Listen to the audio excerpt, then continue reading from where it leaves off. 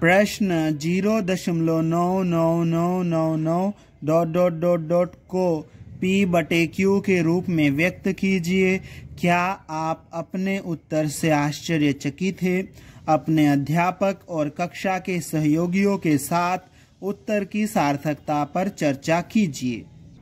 इस प्रश्न में हमें 0.99999 ... को P/Q के रूप में व्यक्त करना है, या फिर प्रश्न ऐसा भी हो सकता है कि सिद्ध कीजिए कि 0.99999 ... एक परिमेय संख्या है।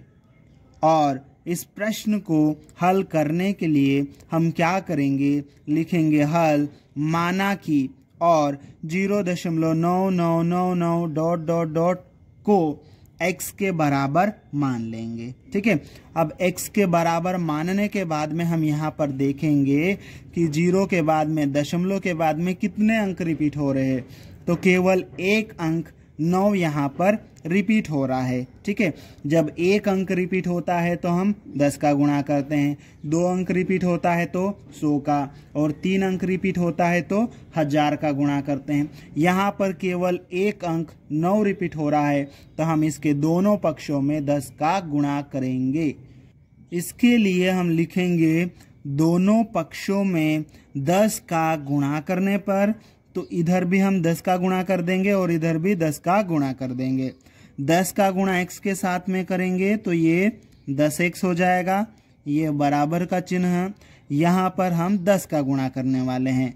10 में एक 0 है, तो ये जो दशमलव है ना, एक अंक पीछे खिसकेगा। ठीक है, तो यहाँ दशमलव आ जाएगा, तो ये आ जाएगा 9.9999, और डॉट डॉट मतलब 9 को हम जितनी बार चाहे उतनी बार लिख सकते हैं। ठीक है, अब हम क्या करेंगे, दशमलव को खसकाने के बाद में ये जो हमें संख्या मिली है इसको लिखेंगे, और इसमें से जिसको हमने x मान रखा है उसको घटाएंगे।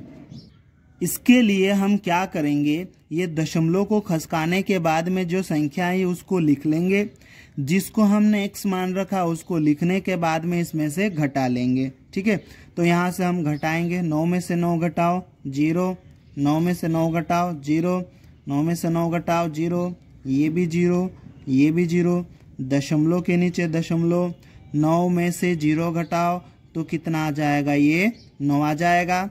9 के बाद में दशमलव है, लेकिन दशमलव के बाद में कोई भी अंक नहीं है। ठीक है, सिर्फ 0 है, तो ये कितना आया, सिर्फ 9 आया है। ठीक है, अब हम क्या करेंगे, अब हम यहाँ पर लिखेंगे ये वाला 10x। ठीक है, और ये बराबर का चिन्ह, घटाने पर कितना मिला, हमें 9 मिला है। ठीक है, तो ये 9 हम यहाँ पर लिख लेंगे, फिर प्लस का चिन्ह लगाएंगे। अब जिसको हमने घटाया है वो, या फिर जिसको हमने x माना, दोनों एक ही है। ठीक है, तो प्लस का चिन्ह लगाकर हमने यहाँ पर जिसको x मान रखा है उसको हम यहाँ पर लिख देंगे। ठीक है, अब देखो यहाँ पर इसको वापस जोड़ो तो यही आएगा, मतलब हमने इसको बराबर तोड़ा है। अब हम क्या करेंगे, ये 10x लिखेंगे। ठीक है, ये बराबर का चिन्ह लगाएंगे, ये 9 लिखेंगे, प्लस इसको हमने x मान रखा है ना, ये पूरा x है, तो इस पूरे की जगह पर हम यहाँ पर x लिख देंगे और कोष्टक में लिखेंगे चूंकि x बराबर 0.9999 ... से।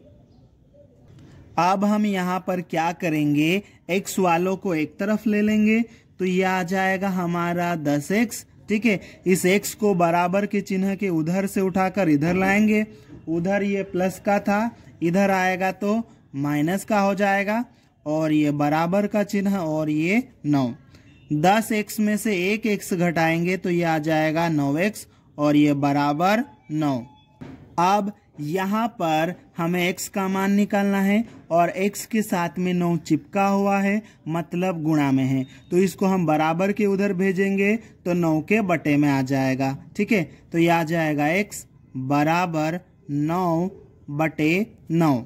आप देखो 9 में 9 से भाग देंगे तो कितना उत्तर आएगा, 9 में 9 से भाग देंगे तो 1 उत्तर आएगा। यहाँ पर हमने 0.9999 डॉट डॉट डॉट को 1 के रूप में लिख दिया है और 1 को हम 1/1 लिख सकते हैं। मतलब 0.9999 डॉट डॉट डॉट को हमने p/q के रूप में व्यक्त कर दिया है और साथ ही 0.9999 डॉट डॉट डॉट को हमने 1 के रूप में लिख लिया है। तो 1 जो है परिमेय संख्या भी है, इस प्रकार से हमने उसको एक परिमेय संख्या भी सिद्ध कर दिया है। ठीक है, अब यहाँ पर हमें क्या करना है, इस उत्तर पर चर्चा करना है। ठीक है, तो देखो 0.9999 डॉट डॉट डॉट को हमने 1 के रूप में लिख दिया है, ये 1 बन गया है। ठीक है, क्यों बना ये? क्योंकि 0.9999 डॉट डॉट डॉट जो है वो लगभग 1 के बराबर ही है, क्योंकि वहां पर 9 जो है वो अनंत बार आएगा। ठीक है, और पूरा वो जो है लगभग 1 के बराबर है, तो इसलिए इसका उत्तर 1 आया है। ठीक है, और इस प्रकार से हमारा इस प्रश्न का उत्तर कंप्लीट होता है।